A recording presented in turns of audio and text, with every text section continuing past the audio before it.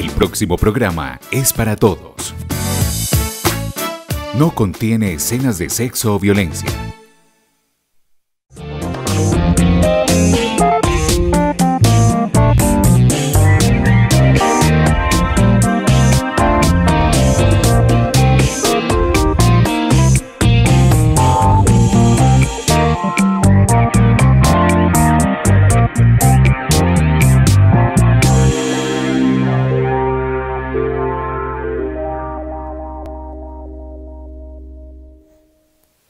Televidentes, un saludo, gracias por conectarse con nosotros y bienvenidos a este espacio Al Derecho, un programa en el que abordamos de una manera fresca y clara esos temas de índole legal que se presentan en nuestra cotidianidad y que a través de la televisión de Los Andinos queremos que ustedes instruyan un poco más sobre ellos.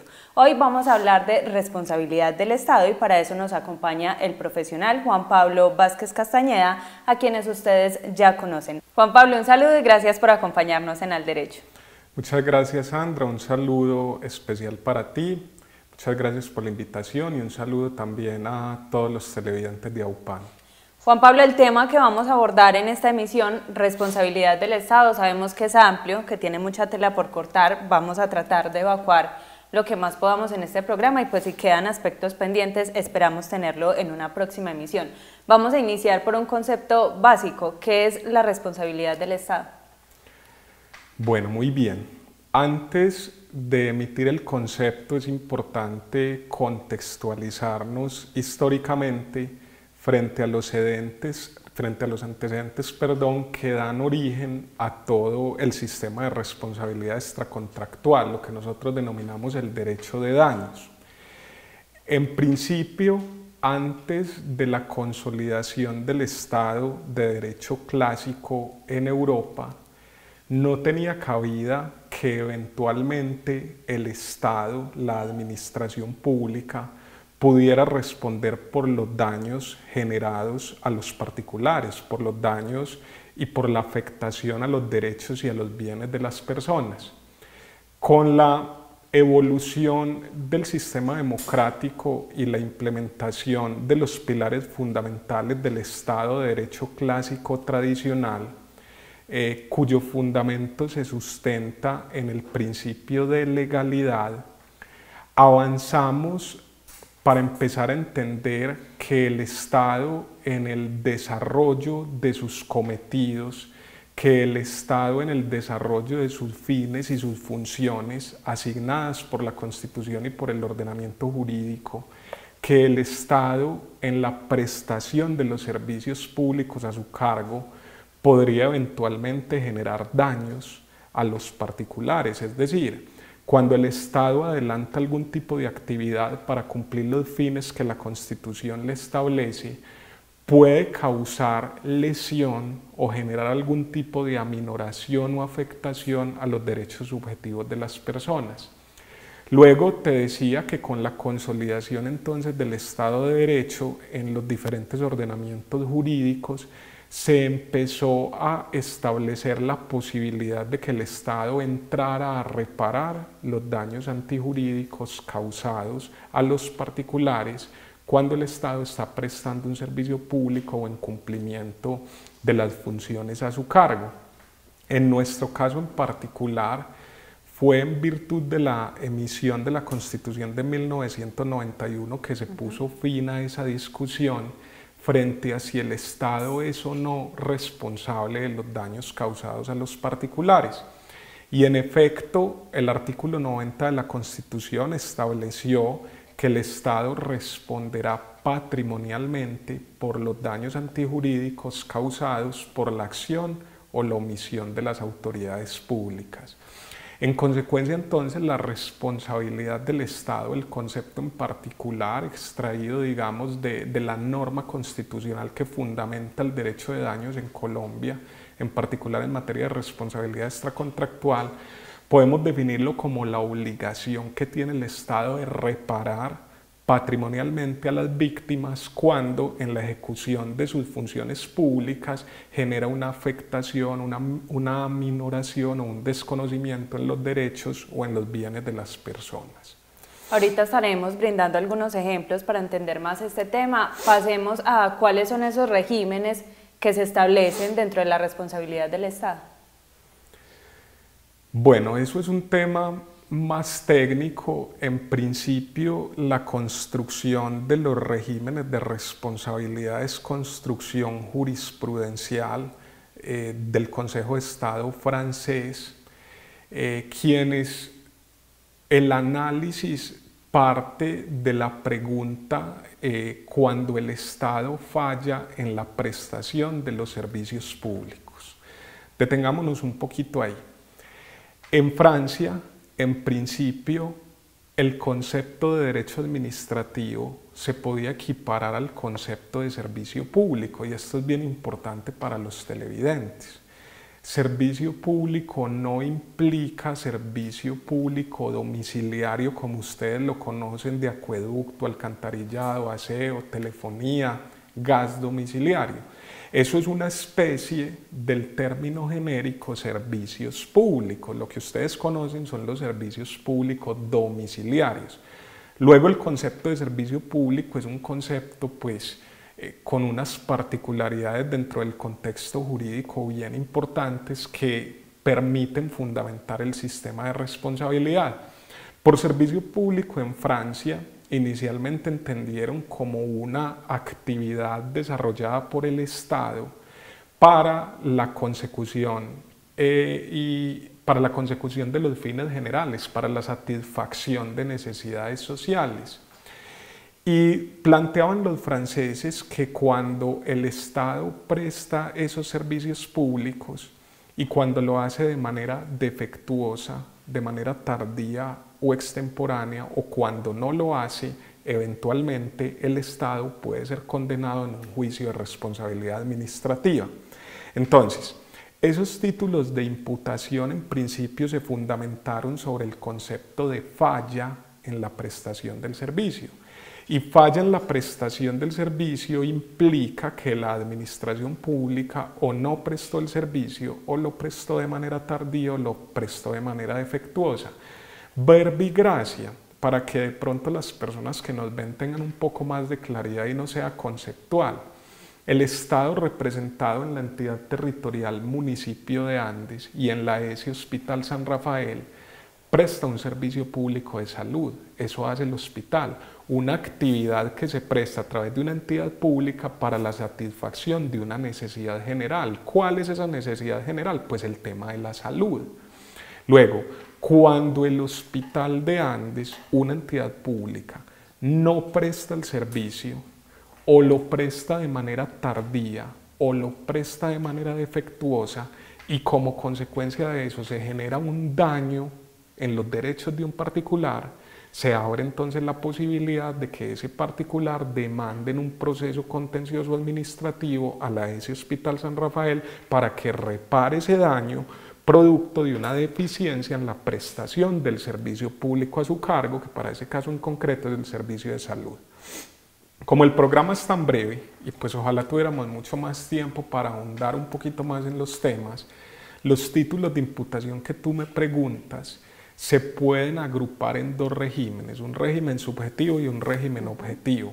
Dentro del régimen subjetivo trabajamos con dos títulos de imputación adoptados en el ordenamiento jurídico vía línea jurisprudencial del Consejo de Estado francés, y esos títulos de imputación, que son dos, se denominan falla presunta y falla probada.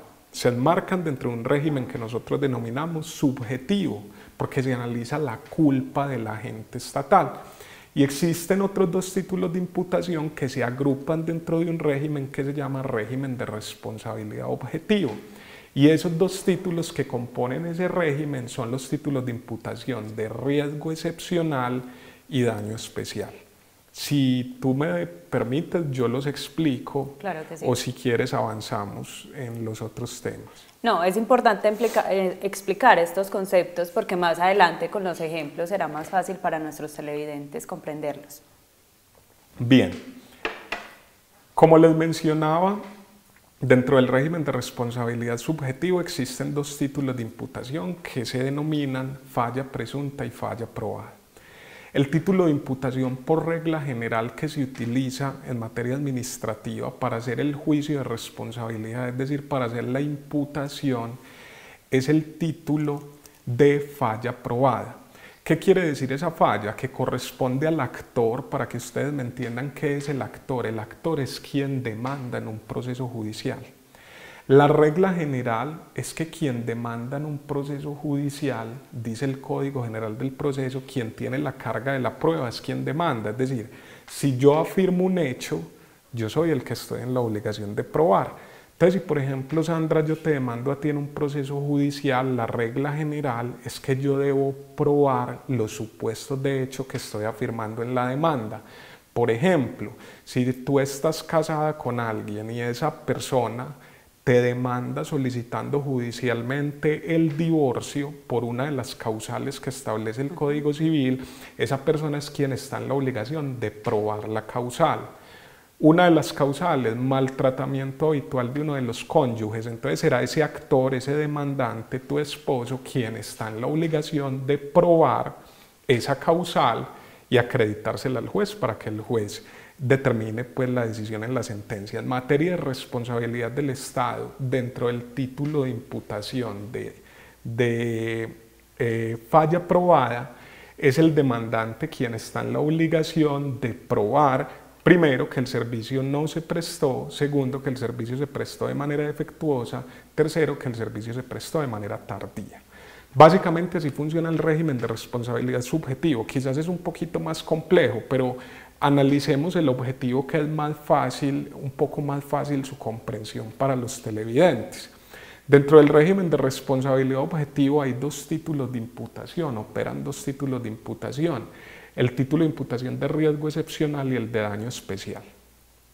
Y son bien interesantes porque acá no se analiza tanto el concepto de falla, sino que la responsabilidad es objetiva, en el sentido de que el Estado, la administración pública, entra a responder y a indemnizar a los particulares en el primer título, por ejemplo, por riesgo excepcional, cuando la administración pública, en desarrollo de sus funciones, genera para los administrados unos riesgos anormales.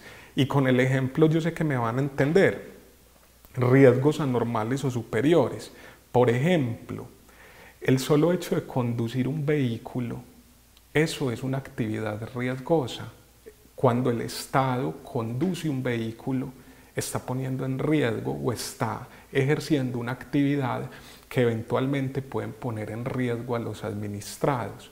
Cuando ese vehículo oficial genera un daño, atropella a una persona, la lesiona, no nos interesa determinar si quien iba conduciendo el vehículo, digamos, actuó con culpa, sino que la responsabilidad del Estado se fundamenta única y exclusivamente en que se está poniendo en riesgo, en desarrollo de una actividad lícita, a los particulares, y solo por eso el Estado entra a responder. Un ejemplo todavía más claro: la manipulación de armas de fuego por parte de la policía. El hecho, por ejemplo, de que a un policía se le dispare un arma de fuego, puede ser que el policía no haya accionado su arma con intención, pero solamente la posibilidad de que el Estado adelante una actividad riesgosa que genera riesgos a los administrados es un fundamento constitucional para poder hacer el juicio de responsabilidad. En ese sentido, una persona que es lesionada por un arma de fuego de la fuerza pública, así no sea con intención, el Estado estará en la obligación de indemnizarlo. Por ejemplo, el solo hecho de conducir redes de energía eléctrica o de acueducto y alcantarillado, Irene, cuando empresas públicas de Medellín conduce energía eléctrica, está desarrollando una actividad peligrosa. Y ese solo hecho de que se concrete ese riesgo, independientemente de que exista culpa o no, es lo que hace que el Estado tenga la obligación de responder. Y el segundo título de imputación dentro de ese régimen de responsabilidad objetivo lo vamos a denominar daño especial. Y es un poco parecido, pero su naturaleza jurídica es muy diferente.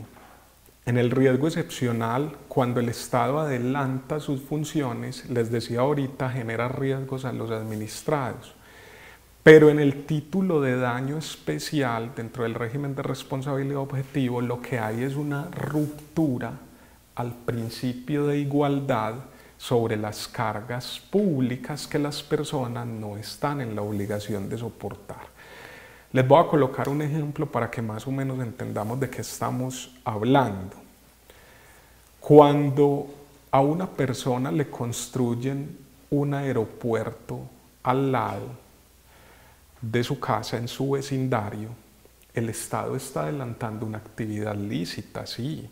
Está prestando un servicio público como es el servicio público de transporte y el Estado está obligado a prestarlo. Luego se está generando una condición especial que perjudica individualmente a esas personas que tienen que soportar una carga adicional a las que soportamos los demás ciudadanos. Entonces el título de imputación de daño especial se fundamenta en virtud de esa ruptura al principio de igualdad de las cargas públicas del artículo 13 constitucional. El Estado rompe, digamos, a través de un trato indiscriminado, imponiendo cargas adicionales a ciertos ciudadanos que generan un daño antijurídico que estos no están en la obligación de soportar. Quizás es complejo, pero creo que con los ejemplos podemos tener un poquito más de comprensión. Juan Pablo, me voy a devolver un poquito en el ejemplo que puso acerca de la prestación del servicio, por ejemplo, en el Hospital San Rafael. Cuando hay esa falla en el servicio, ¿cuál es el procedimiento que debe seguir la persona que quiere demandar? A ver, lo que pasa es que para demandar al Estado, el mismo ordenamiento jurídico consagra el medio de control judicial que se origina del hecho, la omisión o la operación administrativa. En este caso, la fuente del daño determina el medio de control. Y el medio de control previsto en la ley es el medio de control del artículo 140 de la ley 1437 de 2011, es decir, del Código de Procedimiento Administrativo y de lo contencioso administrativo. ¿Cómo es el procedimiento? Pues por supuesto se va a necesitar un abogado, ese es uno de los medios de control que necesita derecho de postulación. Se tiene que hacer una audiencia de conciliación prejudicial en la Procuraduría General de la Nación, en la Procuraduría Delegada para Asuntos Administrativos en particular, y posteriormente instaurar la demanda contenciosa administrativa con base en un título de imputación que está dentro del régimen de responsabilidad subjetivo, que para ese caso en concreto, por ejemplo, de las entidades que prestan servicio de salud, ni siquiera es el título de imputación de falla probada, sino de falla presunta. ¿Cómo así que de falla presunta?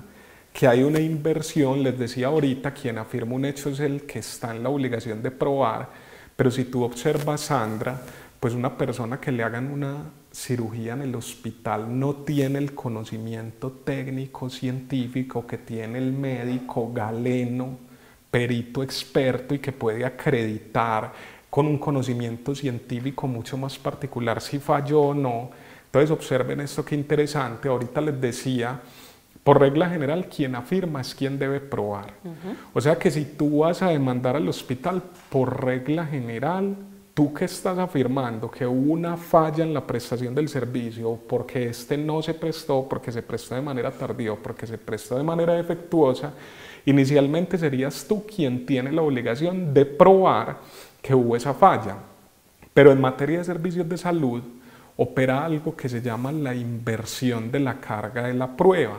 ¿Y qué es la inversión de la carga de la prueba? En este caso no sería el demandante quien tenga que probar que hubo una falla, sino que se invierte ese deber procesal y sería el hospital, a través de su galeno experto, perito médico, quien debe acreditar que no hubo una falla o la existencia de algo que nosotros los abogados denominamos uno de los eximentes de responsabilidad que rompen la imputación y el nexo causal. Finalmente, el procedimiento, Sandra, es una demanda contenciosa administrativa de reparación directa. Juan Pablo, sabemos pues que, como le hemos mencionado, se establece una demanda y es un proceso ya judicial, pero ¿quién establece realmente esa responsabilidad o que hubo responsabilidad del Estado?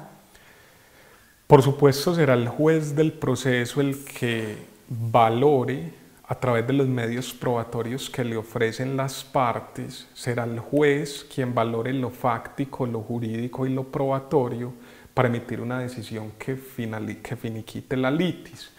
Luego, dependiendo del título de imputación a través del cual se analice la responsabilidad del Estado en ese caso en particular, dependiendo de eso es de donde se podrá concluir quién está en la obligación de probar, pero en última siempre será el juez el que en la sentencia determine la responsabilidad o no del Estado y la consecuencia será siempre una indemnización. Juan Pablo, vamos a poner una situación y es que hace poco en nuestro país enfrentamos un paro armado por parte de un grupo delincuencial y que se vieron afectados muchos ciudadanos con la quema de vehículos, con la muerte de algunas personas y bueno, otras cosas. ¿Cómo se entra a buscar la responsabilidad del Estado, por ejemplo, cuando a mí me queman mi vehículo particular? Son varias circunstancias que hay que tener en cuenta previo a una demanda contenciosa con una pretensión de esa naturaleza. Lo primero es que hay una línea jurisprudencial ya clara del Consejo de Estado en el que ha establecido los presupuestos o requisitos para la procedencia de la declaratoria de responsabilidad del Estado por actos terroristas. Eso deviene de una situación por allá en el año 95 más o menos al 2005 donde grupos al margen de la ley se tomaban municipios enteros generando daños a particulares que ellos no estaban en la obligación de soportar. Luego el Consejo de Estado pues hace todo el análisis a través de su jurisprudencia y establece unos requisitos pues que para poderlos explicar acá nos demoraríamos muchísimo tiempo, pero para responderte en concreto, digamos que sí, pero dependiendo de ciertas circunstancias y de cada situación concreta, no podemos generalizarlo. Y hay otro elemento bien importante a tener en cuenta para hacer un análisis de si es viable o no atribuir la responsabilidad del Estado por los hechos que ocurrieron hace 15 días en lo que se denominó muy mal llamado así, un paro armado. Ese otro aspecto a tener en cuenta es que dentro del derecho de daños existen unos elementos que se llaman eximentes de responsabilidad. Esos eximentes de responsabilidad en estricto sentido son el caso fortuito, la fuerza mayor, el hecho de un tercero y la culpa exclusiva de la víctima. Entonces mira qué interesante. Eventualmente el Estado puede exonerarse de responsabilidad, es decir, no responder y ser absuelto en el proceso judicial si se logra acreditar que el daño antijurídico se produjo por el hecho de un tercero. Entonces observa, por ejemplo, que en esa situación que tú me planteas de que le incineran el carro a alguien, pues el Estado ya de entrada va a tener un arma bien poderosa que se llama el eximente de responsabilidad. El daño que se produce puede ser causado, generado directamente por un externo, por un tercero ajeno a la entidad estatal. Luego no quiere decir eso que no sea posible tampoco condenar al Estado, porque si el Estado incumple sus deberes de preservar el orden público, la seguridad, si hay un previo aviso, por ejemplo, de la situación caótica de orden público que se está presentando y el Estado no hace, teniendo el deber jurídico de hacer, también será posible eventualmente una declaratoria de responsabilidad administrativa. En conclusión, entonces, sí es posible, pero no podemos generalizar. Toca revisar cada situación fáctica concreta y en especial revisar las causales eximentes de responsabilidad que se estudian dentro del derecho de daños. Juan Pablo, pongamos otro caso. Como motociclista voy por determinada vía, me accidento a causa de un hueco en la vía, ¿busco responsabilidad del Estado ahí? La misma respuesta anterior, depende. Lo que está claro es que el Estado tiene la obligación de prestar un servicio público de transporte e infraestructura, es decir, la obligación constitucional y legal del Estado es mantenerle a sus ciudadanos unas vías en óptimas condiciones. Luego, cuando hay una omisión del Estado en cuanto al cumplimiento de ese deber de mantener las vías en unas adecuadas condiciones de funcionamiento, y como consecuencia de esa omisión se genera un daño antijurídico a la persona que se accidenta, pues será en ese caso posible hacer el juicio de responsabilidad. Pero ojo, les decía que es similar a la respuesta anterior porque todo depende de si se configura o no una causal eximente de responsabilidad.